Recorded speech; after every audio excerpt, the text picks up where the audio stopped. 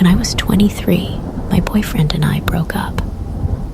So I was in the process of moving away from my hometown to Houston. I just wanted to start over somewhere new. It was about 3:00 a.m., and I was driving through a small town in Texas on my way to Houston when I decided to stop for gas. It was pretty empty, but the gas station was open as I was filling up. Looking at my phone, I saw a truck pull up to the pump on the other side of me. I wasn't paying any attention until I put my phone in my pocket to put the nozzle back, and I saw a man just staring at me. I smile at him, turning to put the gas cap back on when I saw 4 more men, 2 on either side. I thought that was weird, but I just wanted to get in my car and go. As I went to pull the handle on my door, they attacked me. I was screaming and kicking and fighting as hard as I could, but I wasn't strong enough. 2 of them pulled me into the back seat of the truck, while 2 of them pushed me in. I ended up draped over their laps. I was still trying to get free, but it was hard to move with their weight holding me down. I started to cry. I have never felt so weak in my life. I started scratching one man, thinking if they kill me, his DNA would be under my nails.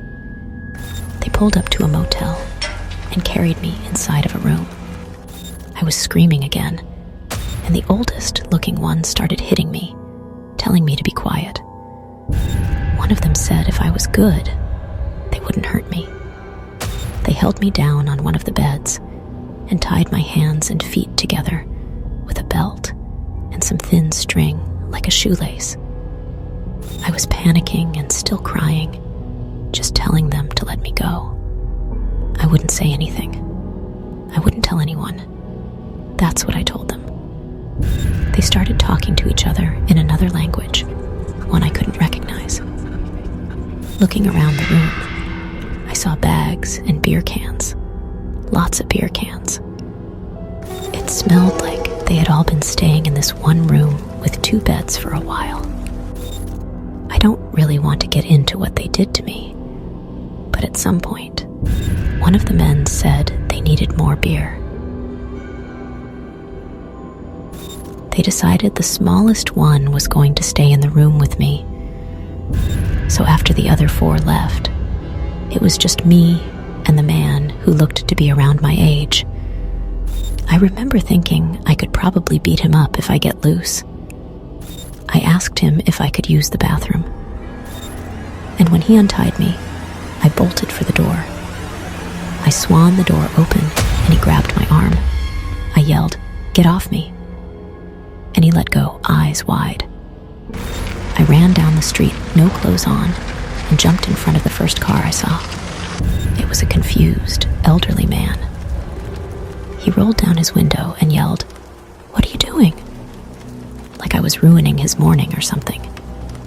I told him I needed help and that I was kidnapped. He drove me to the police station where I was given scrubs and could file a report.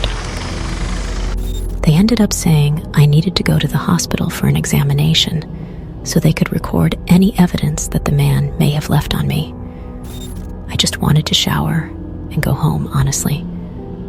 I just wanted to talk to my mom. They found the men the same day. It turns out they were all brothers. They didn't say what they planned on doing with me after, or why they did it in the first place. They claimed to be all blackout drunk at the time. I ended up moving to the other side of the country. And even though I know they're still in prison, I get nightmares about what happened. I don't use my phone at all in public anymore. My current boyfriend says I'm too paranoid, but I have to be right. I never want to feel that weak again in my life.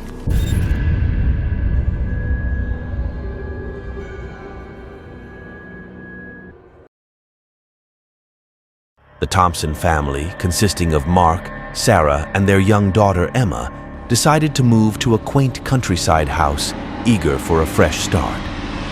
The charming exterior and spacious rooms seemed perfect for their small family. Little did they know, the shadows that lurked within those walls would soon unravel a sinister tale.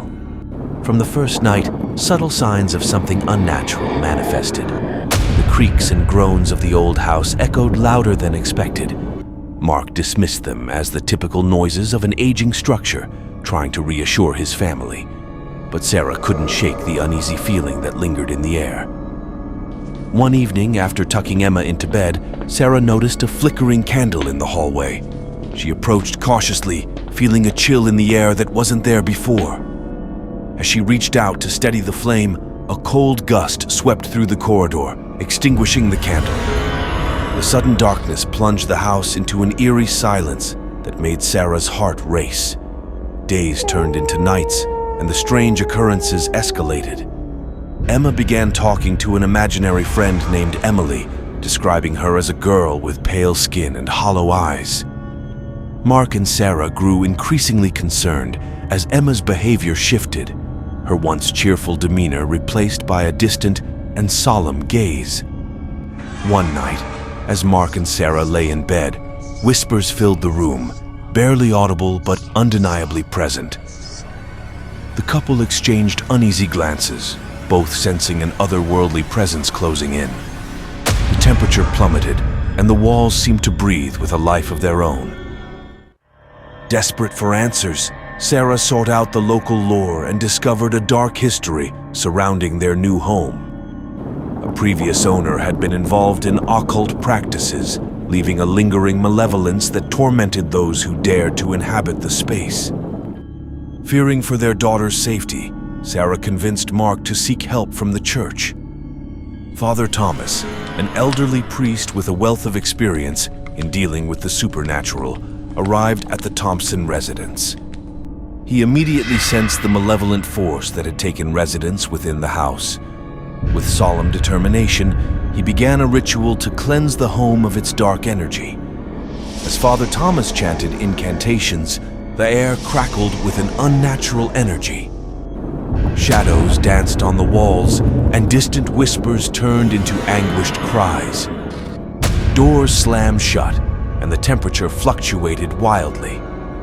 Emma's voice joined the cacophony, echoing with an eerie resonance. In the midst of the chaos, the family huddled together, their fear palpable. Father Thomas pressed on, his prayers growing louder and more fervent. The entity resisted, fighting against the divine intervention, but the priest's unwavering faith proved to be a formidable weapon. As the climax of the ritual approached, a blinding light engulfed the house. The malevolent force recoiled, its whispers replaced by agonized screams. Father Thomas recited a final prayer, banishing the dark presence from the Thompson home. When the light subsided, the air felt lighter, and the once haunted house now exuded a sense of peace. Exhausted but grateful, the Thompson family thanked Father Thomas for saving them from the clutches of the supernatural. In the aftermath, as they rebuilt their lives in the now cleansed house, the memories of the haunting lingered. But the Thompsons had learned that sometimes, in the face of darkness, faith and courage could be powerful allies. They slept soundly once more, free from the spectral terrors that had plagued them, and grateful for the priest who had brought light to the shadows.